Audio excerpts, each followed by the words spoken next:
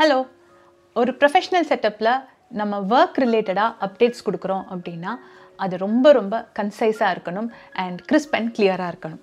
Correct. But அதில் எப்போவுமே ஒரு சேலஞ்ச் இருக்க தானே செய்யுது. நம்ம எந்தெந்த விஷயத்தை வந்து டாமினண்ட்டாக சொல்லணும், எந்த விஷயத்தெல்லாம் கட் பண்ணணும். பிகாஸ் ஒரு ப்ராஜெக்ட் ரிலேட்டடாக ஒரு அப்டேட்ஸ் நம்ம கொடுக்குறோம், நம்ம டீம் லீடுக்காக இருக்கட்டும், இல்லை மேனேஜர், சுப்பீரியர்ஸ், பாஸ், யாருக்குனாலும் அவங்களுக்கு வந்து அவ்வளோ டைம் இருக்காது. ஆர் நம்ம நிறைய இன்ஃபர்மேஷன் கொடுக்கணும்னு நினச்சி நம்ம சொல்கிற இன்ஃபர்மேஷன் அவங்களுக்கு ரொம்ப ஒரு ஓவர்லோடாக இருக்கலாம். அது கன்ஃபியூஷன்ஸ் க்ரியேட் பண்ணலாம், ஒரு கிளாரிட்டி இல்லாத மாதிரி இருக்கும். ரைட்? அப்போது அப்டேட்ஸ் கன்சைஸாக இருக்கிறதுக்கு நம்ம என்ன செய்யலாம்? சரி, அது ஒரு 2 மினிட்ஸ்க்கு அப்புறம் பார்க்கலாம்.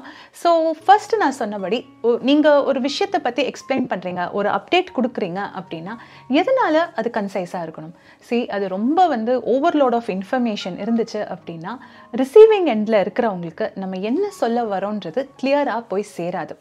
அண்ட் அதை தாண்டி சொல்கிற நம்மளை வந்து இவங்க அவ்வளோ கிளாரிட்டியோட இல்லையோ, அவங்களுக்கு ஒரு கிளியர் விஷன் இல்லையோ, அவங்க என்ன சொல்ல வராங்கன்னு அவங்களுக்கே புரியலையோ அப்படின்னு கூட ஒரு டிஃப்ரெண்ட்டான ஒரு மெசேஜ் கூட கம்யூனிகேட் ஆகிறதுக்கு சான்சஸ் இருக்குது. ரெண்டாவது ரீசன் வந்து ரொம்ப வேர்டியாக, ரொம்ப ஓவர் எக்ஸ்பிளனேட்ரி மோடில் நம்ம வந்து அப்டேட்ஸ் கொடுக்க ஆரம்பிச்சிட்டோம் அப்படின்னா கேட்குறவங்க வந்து அதை ஃபில்டர் அவுட் பண்ணி எது தேவையோ அதை மட்டும் அவங்க எடுத்துக்கணும் அப்படின்ற ஒரு பொறுப்பு அவங்கக்கிட்ட தான் போய் சேர்ற மாதிரி இருக்கும்.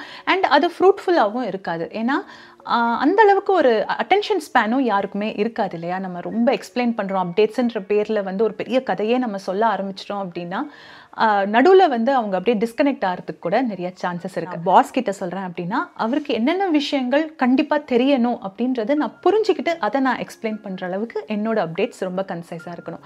ஸோ இதுக்கு ஒரு ஸ்ட்ரக்சரே இருக்குது. லிங்க்டின்ல இதை பற்றி ஒரு ஆர்டிக்கல் படிக்கும்போது ரொம்ப இன்ட்ரெஸ்டிங்காக இருந்துச்சு.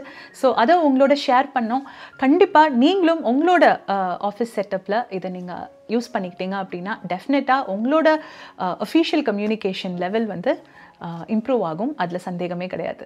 நீங்கள் நினைக்கலாம் அப்டேட் கொடுக்கறது அவ்வளோ பெரிய விஷயமா, அதுக்கு ஒரு ஸ்ட்ரக்சர் இருக்கா அப்படின்னு. இப்போ நான் சொல்கிற விஷயத்த நீங்கள் கொஞ்சம் கேட்டு பாருங்கள், ஒரு 2 மினிட்ஸ் ஸ்பெண்ட் பண்ணி கேளுங்க. அண்ட் அதை நீங்கள் இம்ப்ளிமெண்ட் பண்ணும் பொழுது நிச்சயமாக உங்களுக்கே ஒரு டிஃப்ரென்ஸ் தெரியும். ஏன்னா ஒவ்வொரு சென்டென்ஸும் ஆர் ஒவ்வொரு விஷயமும் நம்ம அப்டேட்டுன்ற பேரில் நம்ம சொல்கிற அந்த 2 நிமிஷத்தில் ரொம்ப ரொம்ப முக்கியமான பர்சனாலிட்டி ட்ரெய்ட்ஸ் வெளிப்படுறதுக்கு எல்லா வாய்ப்பும் இருக்குது. ஸோ பார்க்கலாம் எப்படி நம்ம அப்டேட் கொடுக்கணும்னு. ஸோ நம்ம சொல்கிற ஒரு விஷயம் இருக்குது, பட் நம்ம சொல்கிற விஷயம் என்ன மாதிரி ஒரு மெசேஜ் நம்ம மேனேஜருக்கோ பாஸ்க்கோ கன்வே ஆகுறதுன்றது ஒரு விஷயம் இருக்குது. ஸோ உங்களோட அப்டேட்டில் ஃபர்ஸ்ட் பாயிண்ட் எப்போவுமே ஒரு குவிக் பேக்ரவுண்ட் கொடுக்கணும். எதை பற்றி ஒரு அப்டேட் கொடுக்க வந்திருக்கீங்கன்றது ஒரு சின்ன ஒரு பேக்ரவுண்ட் கொடுக்கறது ரொம்ப முக்கியம். ஸோ அப்படி சொல்லும் பொழுது என்ன நம்ம காட்டுறோம் அப்படின்னா நம்மளே வந்து அவங்க கேட்குறதுக்கு முன்னாடியே ஒரு கான்டெக்ஸ்ட் கொடுக்குறோம்.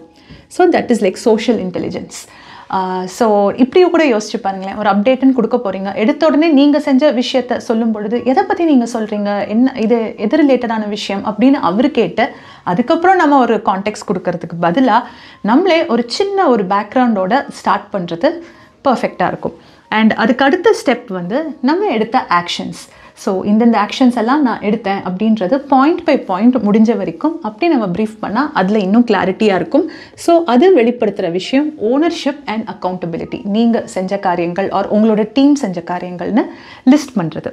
அண்ட் மூணாவது விஷயம், ஏதாவது ரிஸ்க்ஸ் இருக்கா ஆர் ஏதாவது பிளாக் பண்ணுற விஷயங்கள் ஏதாவது இருக்கா, ஆர் இப்படி கூட சொல்லலாமே டிபெண்டன்சி. இப்போது மற்ற டீம்கிட்டேருந்து இதெல்லாம் கிடைக்கணும், ஸோ இதெல்லாம் கிடைக்கிறனால இங்கெல்லாம் டிலே ஆகுது. ஸோ அது ஒரு டிபெண்டன்சியை நம்ம வந்து எக்ஸ்ப்ரெஸ் பண்ணுறோம். ஆர் இந்தந்த ரிஸ்க்ஸ் எல்லாம் இருக்குது, இது ஒரு ரெட் ஃப்ளாகு, ஸோ இந்த இஷ்யூ வரதுக்கு ஒரு வாய்ப்பு இருக்குது. ஸோ இந்த மாதிரி சொல்லும் பொழுது நம்மளோட கிரிட்டிக்கல் திங்கிங் வெளிப்படுது. அண்ட் இன்னொன்று, we are very much aware. நம்ம ஓகே நம்மளுக்கு ஒரு வேலை கொடுத்தாங்க, நம்ம செஞ்சோம், அதை போய் நம்ம சொன்னோன்னு இல்லாமல் அதில் இருக்கிற ப்ராப்ளம்ஸை ஐடென்டிஃபை பண்ணுற எபிலிட்டி வந்து கிரிட்டிக்கல் திங்கிங்கை வெளிக்காட்டுது. அண்ட் நாலாவது, இட்ஸ் வெரி இம்பார்ட்டண்ட், இன்னும் கொஞ்சம் அடிஷ்னல் டைம் இருந்துச்சு அப்படின்னா ஆர் இன்னும் கொஞ்சம் பேண்ட்வித் இருந்துச்சு அப்படின்னா நம்மளால் இன்னும் சில விஷயங்களை அக்கம்ப்ளிஷ் பண்ண முடியும். இந்த ஸ்டெப்ஸ் எல்லாம் நம்ம செய்ய முடியும். இதுக்கு வந்து இப்படி கூட நம்ம ப்ராக்ரெஸ் பண்ண முடியும் ஃப்யூச்சரில் கொஞ்சம் டைம் இருக்கும் பொழுது. ஸோ அந்த மாதிரி சொல்லும் பொழுது நம்மளோட ஸ்ட்ராட்டஜிக் திங்கிங், நம்ம வந்து ஒரு காரியம் கொடுத்தாங்க, சொன்னோம், முடித்தோம், அடுத்த வேலையை பார்க்குறோம் அப்படி இல்லாமல் இதை பற்றி நெக்ஸ்ட்டு நான் யோசித்து வச்சுருக்கேன், இதை பற்றி இன்னும் ஃபார்வர்டாக நான் யோசித்து வச்சுருக்கேன், ஃப்யூச்சரை பற்றி யோசித்து வச்சுருக்கேன், நான் தயாராக இருக்கேன் ஆர் எங்கள் டீம் தயாராக இருக்குது, இதை பற்றி இப்படியெல்லாம் நம்ம இந்த காரியங்களை வந்து அப்ரோச் பண்ணலாம் அப்படின்ற ஒரு மெசேஜ் கூட நம்ம சொல்கிறோம். ஸோ இது 4 கேட்டகரி தான். இந்த 4 கேட்டகரியில் எவ்வளோ முடியுமோ சுருக்கமாக 1 or 2 சென்டென்சஸில் அப்படி பார்த்தா கூட ஒரு 10 சென்டென்ஸ்குள்ளே முடிஞ்சிடும். ஸோ இந்த வகையில் உங்களோட அப்டேட்டை நீங்கள் கன்ஸ்ட்ரக்ட் பண்ணிங்க. ஸ்டார்டிங்கில் மேபி கொஞ்சம் கஷ்டமாக இருக்கும், ஓகே இதுக்கு ஒரு ஸ்ட்ரக்சர் இருக்குது, இந்தந்த ஆஸ்பெக்டை நம்ம கொடுக்கணும் அப்படின்னு. பட் ஒன்ஸ் ப்ராக்டிஸ் ஆக இது மைண்ட்லேயே செட் ஆகிடும். ஸோ இந்தந்த பாயிண்ட்ஸ் தான் நம்ம சொல்லணும், இதுதான் முக்கியம், இது அவங்களுக்கு தெரிஞ்சதுன்னா கம்ப்ளீட் பிக்சர் கிடச்சிரும் அப்படின்ற ஒரு கான்ஃபிடென்ஸ் சொல்கிற நம்மளுக்கும் இருக்கும், கேட்குறவங்களுக்கும் இருக்கும். ஸோ இந்த வகையில் அப்டேட்ஸ் கொடுத்து பாருங்கள். டெஃபினட்டாக உங்களோட ப்ரொஃபஷ்னல் கம்யூனிகேஷன் இம்ப்ரூவ் ஆகும். மறுபடியும் வேற ஒரு எபிசோடில் சந்திக்கிறேன். உங்களுக்கு இந்த வீடியோ பிடிச்சிருந்துச்சுன்னா கண்டிப்பாக உங்கள் ஃப்ரெண்ட்ஸ் அண்ட் ஃபேமிலியோட ஷேர் பண்ணுங்கள். அண்ட் Detour with Shwetaக்கு சப்ஸ்கிரைப் பண்ணிக்கோங்க. Take care.